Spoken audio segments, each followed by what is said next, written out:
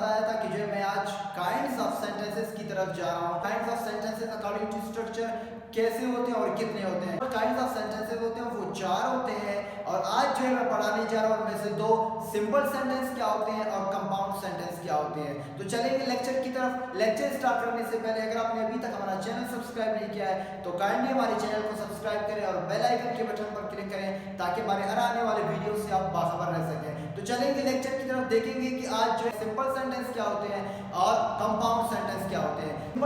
Simple sentences क्या होते हैं। सिंपल सेंटेंस ये नहीं कि आप एक सेंटेंस बोलेंगे जो सब्जेक्ट से शुरू हो जाए और फिर स्टॉप पे खत्म हो जाए, आप कहेंगे उसको सिंपल सेंटेंस है।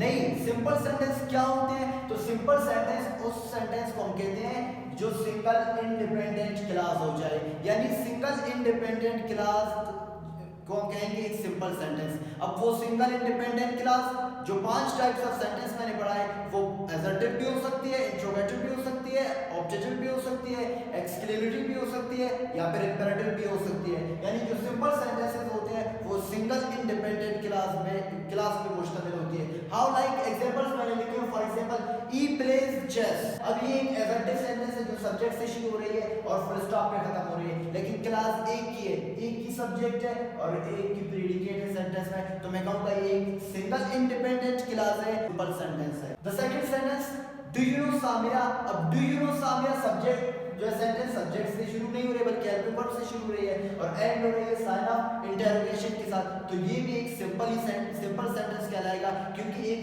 सिंगल इंडिपेंडेंट क्लास है। मे शी गेट फर्स्ट पोजीशन। अब सेंटेंस में से स्टार्ट हो रही है और एंड हो रही है साइन ऑफ एक्सक्लेमेशन के साथ, तो ये भी एक सिंगल इंडिपेंडेंट क्लास है, एक ही सब्जेक्ट है इसमें, तो सिंपल सेंटेंस है क्योंकि एक ही सिंगल इंडिपेंडेंट क्लास है। अब उसके बाद जो आपके पास है कंपाउंड सेंटेंस। अब कंपाउंड सेंटेंस क्या होते हैं। कंपाउंड देखिए नाम से जाहिर है एक नहीं बल्कि एक से ज्यादा होनी चाहिए। तो कंपाउंड सेंटेंसेस वो सेंटेंस होते हैं, वो जुमले होते हैं जिनमें हम 2 इंडिपेंडेंट क्लास लगाएंगे, 2 इंडिपेंडेंट क्लास लगाएंगे और इनको हमेशा जो है हम मिलाएंगे। जो 2 इंडिपेंडेंट क्लास हम लगाएंगे उनको हमेशा हम कोऑर्डिनेटेड कंजंक्शन से मिलाएंगे। अब कैसे, यहाँ पे एक थी लेकिन यहाँ पे 2 इंडिपेंडेंट क्लास होनी चाहिए, तो आपके पास 2 इंडिपेंडेंट क्लास कैसे बनती है यहाँ पे, जैसा कि मैंने एग्जांपल लिखा है Ayesha was reading a book. अब आपके पास ये एक क्लास हुआ, Ayesha was reading a book पहली क्लास है और कंप्लीट और क्लियर सेंस भी दे रही है, इंडिपेंडेंट क्लास है। और आपके पास जो कंपाउंड सेंटेंसेस होते हैं यहाँ पे 2 क्लास होते हैं, जैसे कि मैंने बताया 2 इंडिपेंडेंट क्लास, तो 2 इंडिपेंडेंट क्लास होते हैं। 2 इंडिपेंडेंट क्लास को मिलाने के लिए दरमियान में कोऑर्डिनेटिंग कंजंक्शन लगाते हैं और उससे पहले हम कामा भी यूज करते हैं। Fatima was watching drama. Fatima was watching drama ये भी एक इंडिपेंडेंट क्लास है और बजाते खुद सेंस दे रही है। बस कंप्लीट सेंटेंस यहाँ पे 2 नहीं है बल्कि कंप्लीट सेंटेंस एक ही है, और लेकिन इसमें जो क्लास यूज की गई वो 2 हैं। कैसे, Ayesha was reading a book एक सिंगल इंडिपेंडेंट क्लास हुआ, and Fatima was watching drama, तो यहाँ से लेकर यहाँ तक कंप्लीटली एक ही फुल स्टॉप है, तो मैं कहूँगा एक ही सेंटेंस है, यहाँ पे 2 सेंटेंस नहीं है। Ayesha was reading a book and Fatima was watching drama 2 independent class हैं और मिलाए गए हैं कोऑर्डिनेटिंग कंजंक्शन एंड से, तो मैं कहूँगा ये कंपाउंड सेंटेंस कहलाएगा। They are cooking food. अब एक इंडिपेंडेंट क्लास है, दे आर कुकिंग फूड बजाते खुद मीनिंग दे रही है, उसके बाद जो है कामा यूज करना है, कामा के बाद कोऑर्डिनेटिंग कंजंक्शन यूज करना। We are singing song.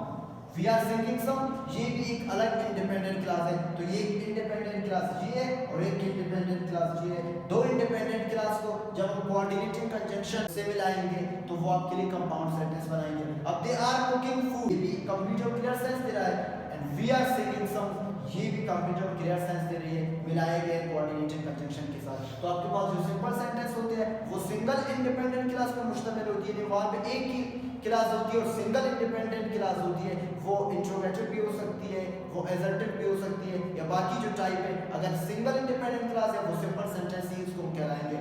उसके बाद कंपाउंड सेंटेंस 2 इंडिपेंडेंट क्लास होनी चाहिए, यानी सिंपल सेंटेंस में एक इंडिपेंडेंट क्लास लेकिन कंपाउंड सेंटेंस में फिर 2 इंडिपेंडेंट क्लास होनी चाहिए और उनको मिलाना है कोऑर्डिनेटिंग कंजंक्शन के साथ। सो डियर स्टूडेंट्स ये था आज का हमारा लेक्चर कि सिंपल सेंटेंस और कंपाउंड सेंटेंस क्या होते हैं। तो सिंपल सेंटेंस और कंपाउंड सेंटेंस उम्मीद करता हूँ कि आप जो है समझ गए होंगे। इसके बाद जाएंगे इंशाल्लाह कॉम्प्लेक्स सेंटेंस की तरफ और कंपाउंड एंड कॉम्प्लेक्स सेंटेंस की तरफ, वो क्या होते हैं वो अपने नेक्स्ट लेक्चर में बताऊंगा। आज के लिए इतना ही काफ़ी है। Thank you so much.